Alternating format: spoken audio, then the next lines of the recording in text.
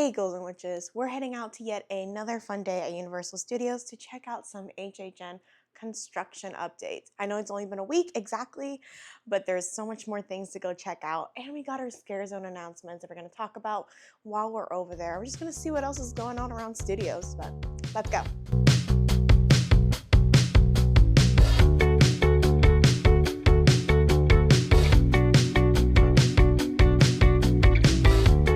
All right, friends, we have made it to our destination, Universal Studios, Florida. I did have a minor costume change due to an outfit malfunction, but luckily I took advantage of the Universal Pass Holder discount store, and I got this Dracula Monsters tee for $11. It's usually $30 or something like that. I got it for 11 bucks.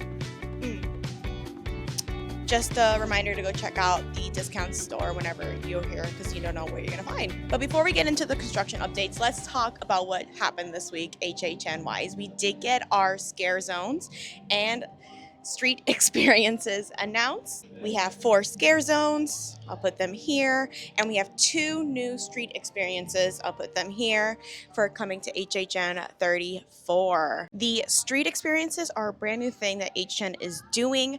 They are not so much a scare zone, but a street experience. One is going to be here where I'm sitting in Mel's Die-In Zombies. Like we mentioned in previous videos, that was speculated very heavily this year that we're going to have a Mel's Die-In zombie thing going on right here in front of Mel's, which I love. I love the idea of them really honing in on that Mel's Die-In, which is a big thing for HHN fans. We love Mel's Die-In. It's a special little touch to HHN that you get to see only during the event. So I love they're really going in on it and getting those zombies in here. Construction-wise, there's not much going on around Mel's besides some light trusses, which I'll snip in here. Some trusses been placed around that bar area, like I showed you guys last vlog. Just has those TV screens and some little trusses set up, but there's nothing much going on around Mel's besides those trusses. The other street experience that was announced is Club Horror. That seems like a very party-esque zone. We're going to be having DJs there. I think it's just going to be a vibe. I think it's just going to be a little club atmosphere situation for HHN. And if you guys remember, HHN having a club area is not so much new. In the past, they had some dance areas going on in Confrontation, RIP. They had during HHN, you can actually go into Confrontation and you go like on the bottom level, like not the actual ride, the bottom, and it was like a foam dance party during HHN, which I think was really cute. We can't obviously do that right now because we don't have Confrontation anymore, but I love that little party atmosphere. And you know what, people already treat HHN like a party, so why not just have a little zone for it? I think it'd be really fun. I'm hoping there's like some like maybe like club goer scare actors in there. We're gonna go check out the area that is speculated to be Club Horror, and you guys see the whole setup they have going on already. The first scare zone we have announced was Origins of Horror. This is speculated to be, I believe, in the front of the park, right where the trusses are, the neon truss. In the zone, we're gonna see some like horror themed iconic, not icons, but iconic images when it comes to horror. So like apparently we're gonna have some gargoyles there. It is apparently we're gonna get the crows. If you guys know HHN Hollywood, their crows was like a big part of their event. We're apparently going to bring that here to Orlando, which I love the crows. They're called a murder of crows. So that's what a bunch of crows together is called, a murder. I love their aesthetic. I think they're so cute. I think they have so much fun interactions with them in Hollywood. I'm really excited to see how Orlando brings that here. They are stilt walkers, so they're like big, tall crows with little hats on, little suits on, and it's just, I don't know, I think it's really cute. I've seen such cute interactions with them, so I'm glad they're bringing them here to Orlando. The second scare zone we had announced was Masquerade Dance with Death. Masked vampires. This is going to be the hot zone. This is the hot zone this year. I tweeted on my personal that how am I supposed to be scared when the Phantom of the Opera is my type? You know, masked dark figures may potentially kill me. Here for it. This is speculated to be happening right over here in the Hollywood section of the park, and we'll go through those construction updates as well. The next scare zone announced was the Cat Lady of Crooked Lane. This year is just for me zone wise, honestly. But this is going to be like a cat lady has turned these trick or treaters into basically like werecats situation. This is speculated to be happening in the Central Park area of the park, and we will go and check that out as well. But I'm so excited. I think based on the artwork that is included with the announcement, we're gonna have our jack-o'-lanterns back in the tree, which I think just screams HHN. I miss the jack-o'-lanterns in the tree. Please bring them back. And also, this is a property from Slaughter Cinema. This was a poster that was inside that house. So I'm glad to see more Slaughter Cinema properties be brought to the event. We already have the Hatchet and Chains house, and now we're getting a whole scare zone, the Cat Lady of Crooked Lane from Slaughter Cinema, which I'm obsessed. The last scare zone announced was Mutations Toxic 20s. This is speculated to be happening over in the New York section of the park. Zombies in the Roaring 20s. You know, we're going to have some flapper zombies, some bartender zombies. I believe there's a mafia tie-in as well. I love when they use like bigger zones like New York for scare zones. I think it's going to be really cute. I hope they have the effects on the building that they had in past years, because it's supposed to be like a toxic wasteland in the Roaring 20s. And I love like the time zone they chose, like the 1920s, amazing. Of course, we'll go check out the section in New York and see if there's any updates construction wise over there as well.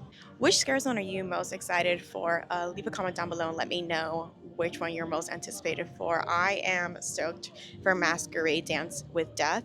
We're going to talk about more of these scare zones during the next podcast episode and just really dive into them. But I'm excited and I'm really stoked to see what they do with all these scare zones and new street experiences.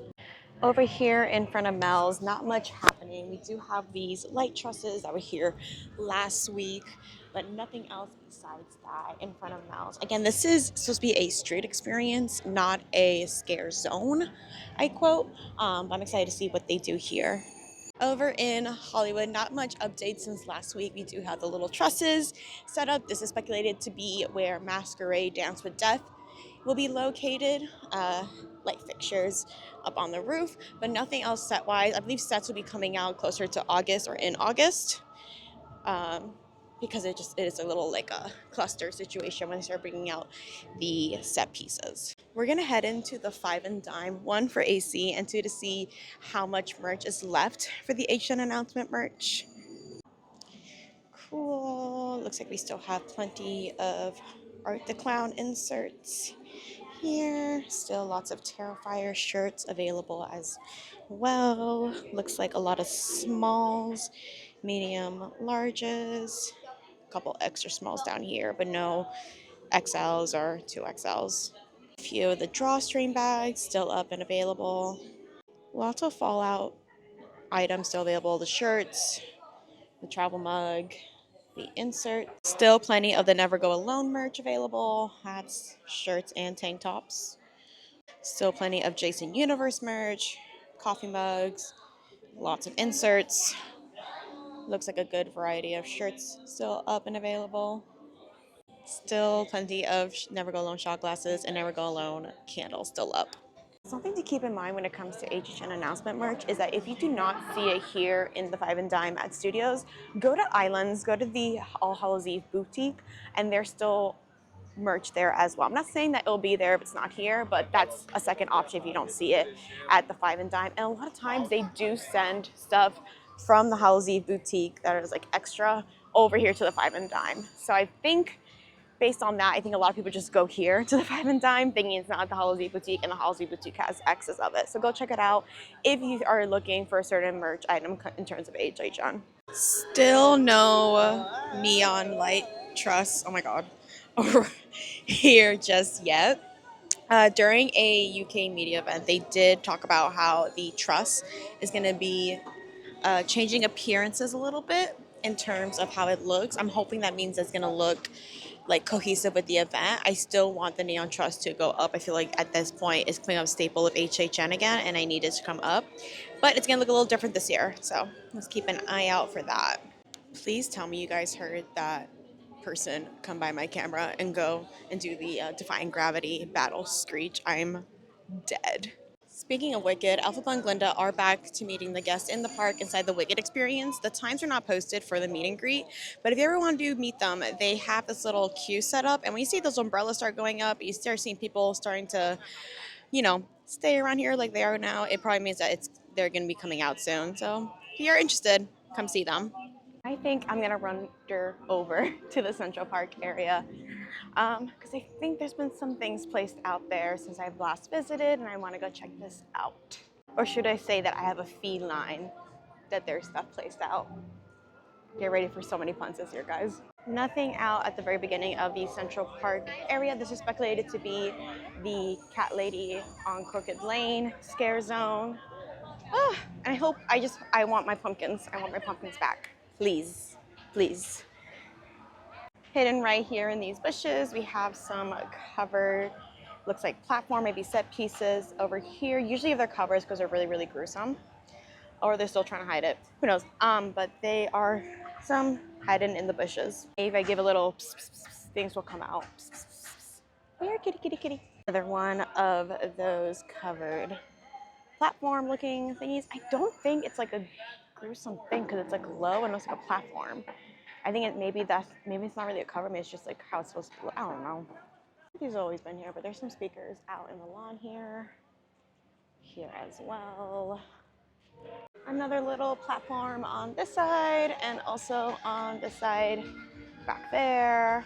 And here is that amazing little stage area that's over in front of animal actors. I really do believe that this is gonna be like the cat lady's house and it's gonna lead us into the zone. Because the zone doesn't have much space for big set pieces, and usually you put it on the other side just gets a cluster situation. But over here, I feel like it's a good little leg into the scare zone itself. Or if you're going down here from the entrance of the park, you're going down Crooked Lane to the cat lady's house, which kind of matches the artwork for the announcement. So I'm down for it. I love it. Light fixtures up. Light fixtures up. So many. Oh, look at this one over here. This one over here is facing like almost DreamWorks. What's going on over here? Huh. Really, DreamWorks land is like closed off during HHN because nothing spooky can happen there. So I wonder, but do you see that? The lights kind of like hit right over here. It could be for the little animal actors dining area because this usually is turned into a food booth area. Last year it was for Slaughter Cinema themed food booth. Right now it is currently a cooling center. But yeah, I'm really interested because those lights are definitely hitting this direction. I do want to show you guys a little something that's going on in the Simpsons area that could affect HHN. The bridge that connects Simpsons and I guess you can say London over there is under refurbishment. There's other ways to get to this side of the park. You can go around through Central Park, or you can also just go all the way around through Men in Black. But this was a little quick little, shortcut to get to the houses back here and the rest of the parks. I'm very interested to see if this will be done by HHN. Not to mention they've also stuck food booths on this bridge in that little plaza area over there. So I'm interested to see if this is going to be done for HHN because I feel like without it, it's going to make these other ways of getting around much, much busier.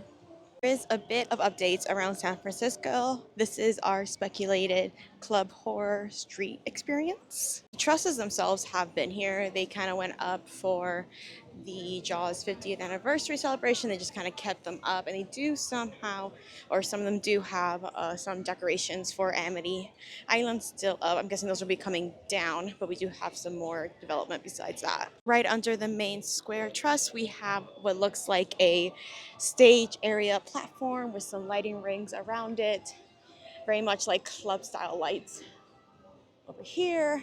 I'm guessing this is gonna be like a DJ booth, which would be amazing. Just imagine just coming through here and a DJ playing some club hits and stuff over here. I personally love the idea of this being a club zone for HHN. Just imagine a zombie or a vampire DJ. There's scare actors running around. It's a club feeling. Everyone's dancing, everyone's vibing. I just think that's a nice little touch.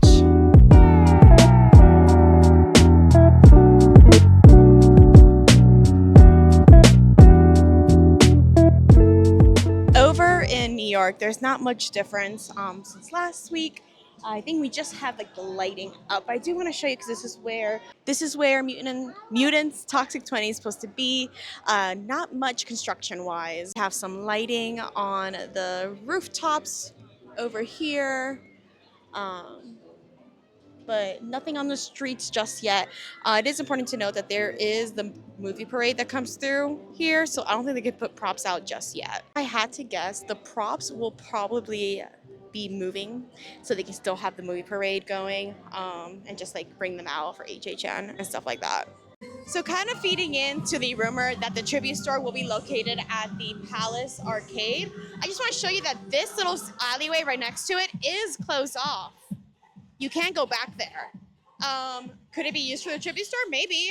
Is it just something going on that's not HM related? Also possible, but it's important to note that, especially with the current speculation of HHN tribute store going right over here.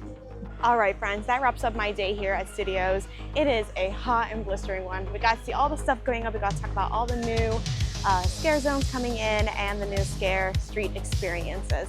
Drop in the comments below which one you're most anticipated for. I, for one, am excited for Masquerade, Dance with Death. Me and Mask Figures, let's fucking go. But it's been fun. Make sure to like, subscribe, and share, and I'll see you guys on the next one. Bye!